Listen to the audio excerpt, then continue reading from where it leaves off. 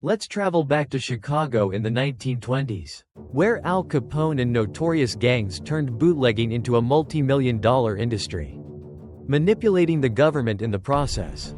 Now, fast forward to the present, where organizations like the Sinaloa Cartel not only traffic drugs globally but also control politics, society, and even use technology to manipulate the world. How did these bootlegging criminals evolve into global shadow powers? And is there a way to break this vicious cycle? Let's uncover the journey from bootlegging to drug trafficking and the dangerous transformation of criminal organizations over time. Let's travel back to the 1920s, the era when Prohibition began in the United States. It was a unique time when alcohol, once a common beverage, suddenly became an illegal commodity. Paradoxically, this very prohibition created opportunities for gangs to rise to power. Figures like Al Capone turned Chicago into the epicenter of bootlegging operations. Did you know that at its peak, Al Capone's organization made around $100 million a year, an astronomical figure? Especially for that time? But don't think it was all just about smuggling liquor. Gangs like the Chicago Outfit didn't merely control distribution, they built entire underground production systems. They worked with illegal distilleries, meticulously designed transport routes, and extensive distribution networks. Speakeasies popped up everywhere, becoming iconic symbols of the Prohibition era. Even more fascinating was how these organizations operated like legitimate businesses. They hired staff, managed finances, and even invested in legal industries to launder money. What's notable is that these gangs didn't rely solely on violence to survive. They cultivated relationships with the authorities, from local police to high-ranking officials. Al Capone once famously stated, "I'm just a businessman, giving people what they want." This demonstrates the sophistication with which these gangs not only survived but thrived within society. But what happened when Prohibition ended? As the legal alcohol market returned, gangs were forced to seek new sources of income. Some turned to gambling, extortion, and even drug trafficking, which would later become the mainstay of organized crime. And this marked the beginning of a major shift. Imagine the 1980s, when cocaine became one of the most valuable commodities in the world. Gangs like Pablo Escobar's Medellin cartel rose to global prominence. Unlike the Prohibition-era gangs, whose operations were largely local or regional, these cartels expanded their networks globally. They controlled the drug supply chain from South America to North America, Europe, and even Asia. So, what's the difference between Prohibition-era gangs and modern cartels? One key factor is scale and organization. While Prohibition gangs operated within a single city or region, modern drug cartels function like multinational corporations. They have specialized departments handling production, transportation, distribution, and finance. Take the Sinaloa Cartel, for example, one of the world's largest drug organizations. It not only produces heroin and methamphetamine but also uses advanced tools like drones to transport goods across borders. This is a stark contrast to the image of trucks loaded with illegal booze during Al Capone's time. However, not all gangs operate the same way. Some organizations, like Japan's Yakuza, focus more on legitimizing their operations, running businesses, or controlling real estate. This shows that while some gangs rely on violence to maintain power, others leverage sophisticated management and social relationships to survive. But let's return to the main question. What makes gangs increasingly powerful and harder to control? Some argue that technology and globalization are the key factors. While Prohibition-era gangs faced geographical and logistical limitations, modern gangs exploit the internet and new technologies to expand their reach. Consider this. While Al Capone had to bribe police to keep his system running, modern cartels only need a team of tech experts to conduct cryptocurrency transactions and launder money through virtual bank accounts. This not only makes these organizations harder to trace but also enables them to operate on a scale far beyond national borders. So, how should we perceive these differences? Are modern gangs truly smarter? Or are they simply adapting to an increasingly complex world? This is a tough question to answer, but it certainly opens up many avenues for debate. Now pause for a moment and think. If Prohibition-era gangs could manipulate an entire city like Chicago, Could modern organizations, with their technology and global reach, manipulate entire nations? And the story doesn't end here. In the next section, we'll dive into how these gangs make money, a crucial factor in maintaining their power across eras. Have their methods of generating income changed? And what does that reveal about the nature of these organizations? Let's keep exploring. When discussing gangs, an obvious question always arises. How do they generate massive profits to maintain their power and expand operations? To answer this, we need to look back at how gangs have turned societal prohibitions and demands into opportunities for immense wealth throughout history. The Prohibition era in the United States is a prime example. In the 1920s, when alcohol became an illegal commodity, gangs quickly realized it was a goldmine they couldn't ignore. Al Capone and other organizations not only smuggled liquor but also produced it in secret distilleries. Ships loaded with bootleg alcohol were smuggled from Canada into the US. Underground speakeasies sprang up everywhere. And sophisticated transport routes turned bootlegging into a massive underground industry. In many ways, the gangs of this era were bold entrepreneurs who exploited legal loopholes to the fullest. Profits from bootlegging not only allowed them to survive but also helped consolidate their power. For instance, the enormous revenue of the Chicago outfit was used not just to bribe police and officials but also to expand into other areas like gambling and protection rackets. This was a time when the primary income of gangs came from controlling prohibited goods and illegal services. But what happened when Prohibition ended in 1933? As the legal alcohol market returned, gangs were forced to find new income streams. And that's when drugs began to change the game. Fast forward to the 1980s, when cocaine became one of the most valuable commodities in the world. Pablo Escobar's Medellin cartel quickly emerged as a global drug empire. While Prohibition-era gangs focused on specific cities or regions, modern drug cartels like Medellin and Cali expanded their operations worldwide. They controlled entire supply chains, from production in Colombia to transportation through Central America and distribution in major cities across the US and Europe. The profits from drugs far exceeded anything the Prohibition-era gangs ever achieved. To put it into perspective, at his peak, Pablo Escobar was earning $420 million a week from cocaine trafficking. This staggering income not only sustained the cartel's power but also enabled them to challenge entire governments. But modern organizations didn't stop at drugs. They quickly diversified their income streams. Drug trafficking remains a cornerstone, but gangs have also moved into other activities such as human trafficking, money laundering, extortion, and even cybercrime. Imagine this. Organizations like the Sinaloa Cartel not only transport heroin and methamphetamine across the US-Mexico border but also use advanced technology like drones to avoid detection. Some gangs even hire tech experts to manage cryptocurrency transactions, launder money through virtual bank accounts, or run illicit online marketplaces. This evolution highlights an important shift. If Prohibition-era gangs could thrive by controlling a few transport routes and secret distilleries, modern organizations operate like multinational corporations. They have specialized divisions managing everything from production and transportation to distribution and finance. Some major cartels even invest in legitimate businesses to launder money and create a public facade. One notable example is Japan's Yakuza. Unlike drug cartels, the Yakuza generate income through both legal and illegal activities. They control real estate, invest in major companies, and leverage their connections with politicians to protect their interests. This demonstrates that the methods of generating revenue for gangs are no longer solely reliant on violence but also on sophistication and strategic networking. But the question remains, are modern gangs truly smarter than their predecessors?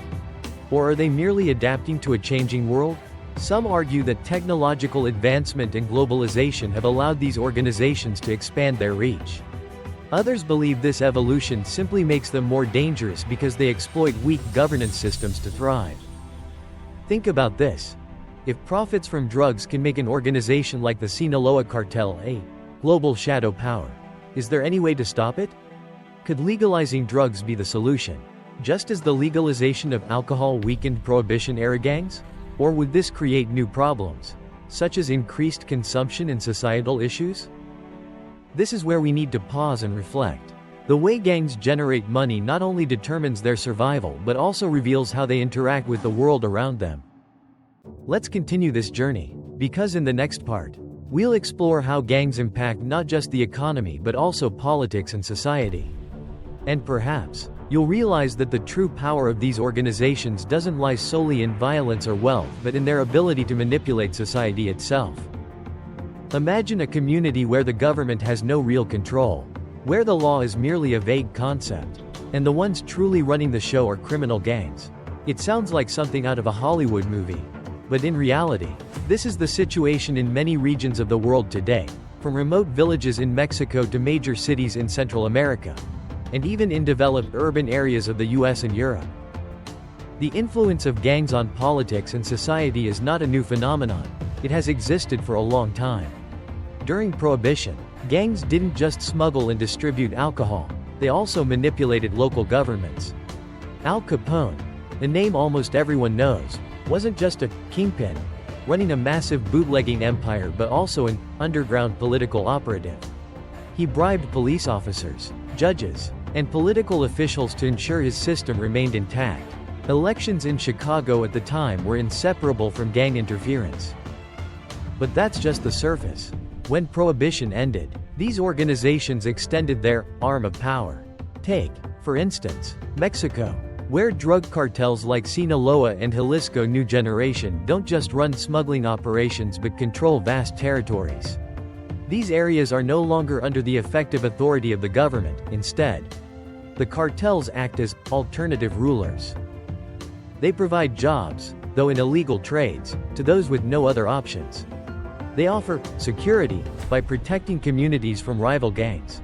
In some cases, cartels even fund local infrastructure, building schools or roads, to gain trust and support from the population. But make no mistake, this is not generosity, it is strategy. When people depend on criminal organizations rather than the government, cartels don't just control the markets, they control society itself. So, why does this happen? The answer is not simple. Part of it lies in the government's failure to provide basic services.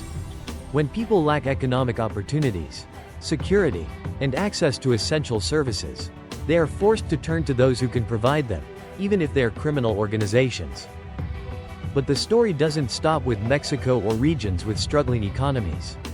Even in developed nations, gangs wield significant influence. Consider the Yakuza in Japan, where this organization operates not just in the underworld but also has close ties to politics and legitimate businesses.